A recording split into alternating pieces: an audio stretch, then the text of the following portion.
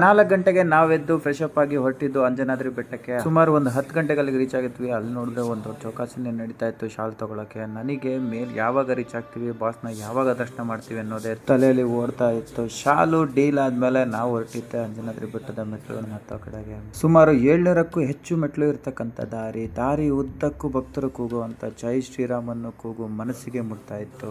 ಎಲ್ಲಾದ್ರೂ ನಡುವೆಯಲ್ಲಿ ನಮ್ಮ ಬಾಸ್ನ ನೋಡೋ ಖುಷಿಲಿ ನಮಗೆ ಯಾವ ಬಿಸಿಲು, ಯಾವ ಸುಸ್ತು, ಯಾವುದು ಕೂಡ ಏನು ಅನ್ನಿಸ್ಲಿಲ್ಲ. ಬಂಡೆಗಳ ಮಧ್ಯದ ದಾರಿಯಲ್ಲಿ ಜೈ ಶ್ರೀರಾಮ್ ಅನ್ನೋ ಕೂಗು ಕೂಕೊಂತ ಹೋಗ್ತಾ ಇದ್ರೆ ಅಬ್ಬಾ, ಮೈ ಒಮ್ಮೆ ರೋಮಾಂಚನಗೊಂಡು ಜುಮ್ ಅನ್ನೋದು ನಿಜ. ಈ ನಡುವೆ ನಮ್ಮ ಕಿವಿಗಳಿಗೆ ಬಿದ್ದದ್ದು